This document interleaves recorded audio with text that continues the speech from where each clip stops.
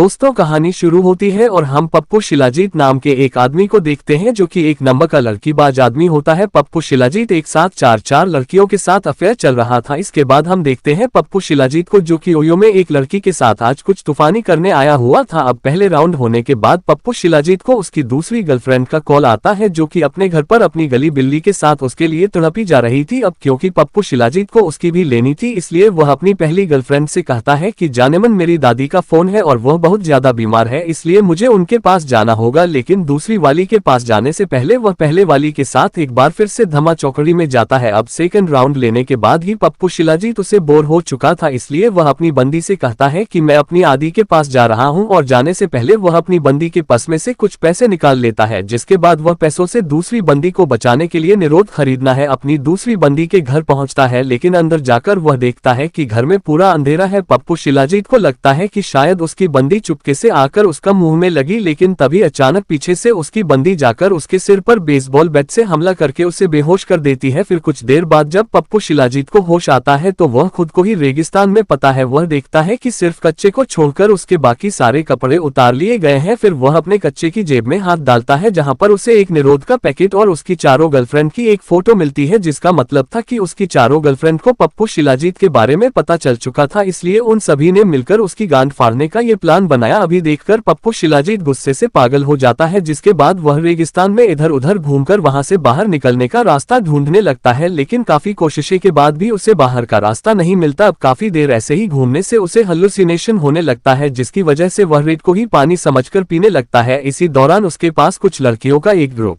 आता है, जिसके लीडर का नाम होता है चांडाल सूची। अब वह सभी पप्पू शिलाजीत को जिस तरह घूर रही होती है उसको, इसलिए पप्पू शिलाजीत चांडाल सूची के पास आता है और उसे कहता है कि यह मुंह से अपना कपड़ा उतार और जल्दी से आकर मेरा मुंह में ले। अभी देखकर वहीं पास में खड़ी एक लड़की पप्पू शिलाजीत के सर पर भला मारकर उसे बेहोश कर देती है, जिसके बाद वह सभी लड़कियां पप्पू शिलाजीत को बांधकर अपने गाँव ले जाती है। हम देखते हैं कि वह औरतें जी गाँव में रहती थी, उसे गाँव का नाम सूची गाँव था और इस गाँव में रहने वाली सभी औरतें ही थी। यहाँ पर आदमी को गुलामी की तरह रखा जाता था और औरतें उन पर हुक्म चलती थी। आदमी यहाँ पर औरतों की सेवा किया करते थे और रात को उन्हें संतुष्ट किया करते थे, लेकिन अगर कोई भी आदमी उन्हें संतुष्ट नहीं कर पाता था तो ये औरतें उन्हें मारकर खा जाती थी। फिर गांव में ले जाकर पप्पू शिलाजीत को बाकी आदमियों की तरह एक पिंजरे के अंदर कैद कर दिया जाता है। अब ऐसे ही कुछ दिन बीत जाते हैं और फिर एक दिन पप्पू शिलाजीत के पास घोटूलाल नाम का एक आदमी आता है और वह उसे बताता है कि मैं एक साइंटिस्ट था और मैं यहाँ पर अपनी टीम के साथ इन लड़कियों पर रिसर्च करने आया था। दर्शन, हम ये देखना चाहते थे कि औरतें हमारे छोटे पप्पू को 2-2 घंटे तक अपने मुंह में कैसे ले सकती हैं, लेकिन जब मेरी टीम वालों ने मुंह में दिया तो ये औरतें चूसने की जगह उनका काट कर खा गई और फिर उन्हें जान से मार डाला। इसके बाद वह सभी औरतें मुझे भी करने वाली थी, लेकिन यहाँ की एक प्रिंस ने मुझे खरीद लिया और मैं बच गया। फिर जाने से पहले वह पप्पू शिलाजीत से कहता है कि आज रात को यहाँ पर एक फेस्टिवल होने वाला है जहाँ पर यह औरतें कुछ आदमियों की बाली देगी। फिर रात को जब वह औरतें पप्पू शिलाजीत को लेने आता है तो उनको देखकर वह छुट्टियां वाली हरकतें करने लगता है ताकि वह उसे पागल समझकर छोड़ दे, लेकिन इससे उन औरतों को कोई फर्क नहीं पड़ता और वह उसे बांधकर दूसरे आदमियों के साथ घसीटते हुए स्टेज तक ले जाते हैं। इसके बाद वहां पर गांव की पुजारन काली शक्ति आती है जो कि एक एक करके उन आदमियों के छोटे पप्पू को काटने लगते हैं। अभी देखते ही पप्पू शिलाजीत की फटकार 464 हो जाती है, लेकिन फिर जब उसकी बारी आती है तो रानी उसके सामान को काटने से मना देती है, क्योंकि रानी को ऐसा लगता है कि पप्पू शिलाजीत उसकी वह प्यास बुझा सकता है जो कि बाकी के आदमी नहीं बुझ पाए। फिर रात को पप्पू अजीत को रानी को संतुष्ट करने के लिए उसके कमरे में भेजा जाता है। अब उसको देखकर रानी कहती है कि मुझे पीछे से डलवाने में बहुत मजा आता है। अभी सुनकर पप्पू शिलाजीत खुश हो जाता है और सोचता है कि आज तो मैं इसकी पीछे से लूंगा, लेकिन तभी वहां पर कुछ लड़कियां आती है और पप्पू शिलाजीत को पकड़कर नीचे लिटा देता है, जिसके बाद एक प्लास्टिक का घोड़ा लाकर सीधा उसकी गांड में घुसा दिया जाता है। फिर अगली सुबह हम पप्पू शिलाजीत को देखते हैं जो कि लंगड़ा कर चल रहा होता है। अब उसकी ऐसी हालत देखकर गोचूलाल को उसे पर तरस आ जाता है और वह उसे अपनी मालकिन के पास उसका फ्यूचर देखने के लिए ले जाता है। अब पप्पू शिलाजीत को देखकर वह औरत रहती है कि अगर तुम 3 महीने के अंदर महारानी को प्रेग्नेंट नहीं कर पाए तो तुम्हें जान से मार दिया जाएगा, लेकिन अगर तुम उसे प्रेग्नेंट कर देते हो तो भी तुम बचोगे, नहीं तो मैं फिर भी जान से मार दिया जाएगा। अब बेचारे पप्पू शिलाजीत के पास कोई रास्ता नहीं बचा था, क्योंकि दोनों ही सिचुएशन में उसकी मौत पक्की थी। फिर इसके बाद पप्पू शिलाजीत को पता चलता है कि इस गांव के आदमियों की हालत इतनी बुरी है कि कुछ सड़ी हुई सब्जियों के बदले उन आदमियों का सौदा कर दिया जाता है। अब आदमियों के साथ होने वाले ऐसे बर्ताव को देखकर आता है, वह उसे कहते हैं कि अगर हमें यहाँ से निकलना है तो हमें कैसे भी करके औरतों का विश्वास जीतना होगा। अब अपना पप्पू शिलाजीत तो दिखने में काफी हैंडसम था, इसलिए उसे विश्वास था कि वह इस काम में जरूर सफल हो जाएंगे। वहीं दूसरी तरफ रानी की सेनापति जाकर रानी से कहती है कि हमारे दुश्मन झाड़ू कभी लेकर सी हमारी तरफ बढ़ती जा रही है। अभी सुनकर रानी उसे रहती है कि गांव के बॉर्डर पर सभी लड़कियों को तैनात कर दो, और अगर दुश्मन कबीले में से कोई भी हमारे गांव में आता है तो उन सभी की जाटों में आग लगा दो। फिर रात को हम पप्पू शिलाजीत को देखते हैं जो कि महारानी को इम्प्रेस करने के लिए उसकी सेवा करने का नाटक करने लगता है। अब महारानी को उसकी सेवा से चरमसुख की प्राप्ति मिल रही थी, जिसका फायदा उठाते हुए वह महारानी से कहता है कि हमें अपने गाँव में एक ब्यूटी पार्लर खोलना चाहिए, यहाँ की औरतें और भी ज्यादा सुंदर बन सके। और महारानी भी उसकी बातों में आ जाती है और वह उसे ब्यूटी पार्लर खोलने की परमिशन दे देती है। दरअसल पप्पू शिलाजीत ब्यूटी पार्लर के जरिए गांव की औरतों का विश्वास जीतना चाहता था। फिर अगले ही दिन पप्पू शिलाजीत मिलकर एक पुरानी से बिल्डिंग को रिनोवेट करते हैं और उसे एक ब्यूटी पार्लर में बदल देते हैं। फिर कुछ देर बाद उनकी दुकान पर गांव की सबसे बदसूरत लड़की आती है, लेकिन इसके बाद भी पप्पू शिलाजीत और गोचूलाल मिलकर उसका ऐसा मेकओवर करते हैं कि वह बदसूरत से एकदम खूबसूरत आइटम बन जाती है। अब उसकी खूबसूरती को देखते ही गाँव की बाकी औरतें भी पागल हो जाती है और वह सभी पप्पू शिलाजीत के पास आकर उनको भी वैसा ही खूबसूरत बनाने को कहती हैं। अब धीरे धीरे हम देखते हैं कि पप्पू शिलाजीत गांव की लड़कियों के बीच पॉपुलर हो जाता है और जो पैसा वह लड़कियों से काम आता है वह सारा पैसा वह महारानी पर उड़ा देता है ताकि वह उसे इम्प्रेस कर सके। फिर एक दिन डिनर के दौरान वह महारानी से कहता है कि मैं आपको बहुत पसंद करता हूं और मैं आपसे शादी करना चाहता हूं, लेकिन महारानी उसकी बातों में नहीं आती और उसे रहती है कि मेरे से दूर रहो। वह कहती है कि तुम एक आदमी हो और तुम्हारी यहाँ पर कोई औकात नहीं है। इसी दौरान वहाँ पर एक औरत भागती हुई आती है और महारानी से कहती है कि यह बच्ची कुएं में गिर गई थी, हमने इससे बाहर निकाल तो लिया लेकिन ये होश में नहीं आ रही। अभी देखकर पप्पू शिलाजीत जल्दी से उसे बच्ची को पकड़कर उल्टा लटका देता है, जिससे उसका सारा पानी बाहर निकल जाता है और वह होश में आ जाती है। अभी देखकर गांव की औरतें बहुत खुश होती है और उसे इस गांव का हीरो बना दिया जाता है। जिसके बाद अगले दिन हम देखते हैं कि पप्पू शिलाजीत को गाँव की औरतों से इज्जत मिलना शुरू हो जाती है और ऐसा पहली बार हो रहा था कि औरतें किसी आदमी को इतनी इज्जत दे रही थी। फिर एक दिन जब महारानी अपनी औरतों से बातें कर रही थी तभी वहां पर सेनापति आती है और महारानी से कहती है कि झाड़ू कबीले के लोग हमारे बहुत नजदीक पहुंच चुके हैं। अभी सुनकर महारानी और बाकी के लोग मिलकर उसे कबीले को रोकने के लिए बॉर्डर की तरफ निकल जाते हैं। वहीं दूसरी तरफ हम झाड़ू कबीले को देखते हैं, इसके आदमी आपस में ही लड़का एक को खत्म कर रहे थे। उत्तर पप्पू शिलाजीत लाल मिलकर यह प्लान बनाते हैं कि कल जब ये दोनों कबीले आपस में लड़ रहे होंगे तभी हम चुपके से यहाँ से निकल जाएंगे। फिर अगले दिन जब महारानी अपनी सेवा के साथ दुश्मन को करने के लिए बॉर्डर पर जा रही होती है तभी दुश्मन सी पहाड़ पर से उन पर हमला कर देती है, जिससे महारानी के बहुत सारे सिपाही मारे जाते हैं और जो बच जाते हैं वह वापस गांव की तरफ भाग जाते हैं। उधर पप्पू शिलाजीत और महारानी भागकर एक पहाड़ी के नीचे छिप जाते हैं। फिर कुछ देर तक बातें करने के बाद वह लोग देखते हैं कि वहां पर अब यहाँ पर पप्पू शिलाजीत और महारानी एक दूसरे को प्यार करने लगे थे, जिसके बाद वह दोनों वहीं पर ही मजदूरी करना शुरू कर देते हैं। फिर अगली सुबह जब वह दोनों गाँव में वापस लौटते हैं तो वह देखते हैं कि गाँव के सभी लोग बीमार पड़ चुके हैं, क्योंकि उन्होंने कुएं का पानी पी लिया था जिसको दुश्मन सेवा के लोगों ने जहरीला बना दिया था। इसी दौरान वहां पर गोचूलाल आता है और पप्पू शिलाजीत से कहता है कि भोसड़ी के तू रात को यहाँ से भाग क्यों नहीं। अभी सुनते ही महारानी को लगता है कि वह उनके साथ गद्दारी कर रहा है, इसलिए वह उन दोनों को पकड़ लेते हैं, लेकिन फिर महारानी उसे मारने की बजाय उन दोनों को गाँव से बाहर छोड़ देती है। अब वह दोनों वहां से जा ही रहे थे कि तभी पप्पू शिलाजीत को एहसास होता है कि उन कबीले वालों को उनकी जरूरत है, इसलिए वह लाल से कहता है कि हमें अपने कबीले में वापस जाना होगा, लेकिन गोचू लालू से मना कर देता है और उसे कहता है कि तू चुटिया हो गया है। लेकिन अब पप्पू शिलाजीत उसे कबीले में जाने का मन बना चुका था, इसलिए वह भागकर उसे कबीले की तरफ जाने लगता है। हमला कर देती है और वह लोग उन औरतों को मारकर अपना गुलाम बनने लगते हैं। वही च कबीले की औरतें अपना पूरा चोट लगकर उनसे लड़ने की कोशिश करती है, लेकिन वह उन आदमियों से जीत नहीं पाती। अब वह सभी औरतें आदमियों के आगे हार मानने ही वाली थी कि तभी वहां पर सफेद घोड़े पर बैठकर पप्पू शिला जीता जाता है, जिसके बाद वह जादू कबीले के लीडर को लड़ाई के लिए चैलेंज करता है। अब वह लेटर भी उसका चैलेंज एक्सेप्ट कर लेता है, जिसके बाद वह दोनों लड़ाई करने लगते हैं। अब शुरू में तो पप्पू शिलाजीत कुत्ते की तरह मार खाता है, लेकिन फिर बाद में पप्पू शिलाजीत अपने पिछवाड़े का पूरा जोर लगाकर झाड़ू कभी लेकर लेटर को मार डालता है। फिर कुछ महीनों बाद हम देखते हैं कि चूची कबीले में सब कुछ ठीक हो चुका है और कुछ दिनों में उन लोगों को खबर मिलती है कि महारानी प्रेग्नेंट है और उनके पेट में जो बच्चा है वह पप्पू शिलाजीत का है। और जैसा कि उसे पुजान ने बताया था कि अगर उसने महारानी को प्रेग्नेंट कर दिया तब भी उसे जान से मार दिया जाएगा। इसके बाद हम देखते हैं कि पप्पू शिलाजीत को स्टेज पर लाया जाता है ताकि वह लोग वहां पर उसकी बलि दे सके। और इसी के साथ ही यह कहानी यहीं खत्म हो जाती है। ऐसी कहानी के लिए वीडियो को लाइक एंड चैनल को सब्सक्राइब करें।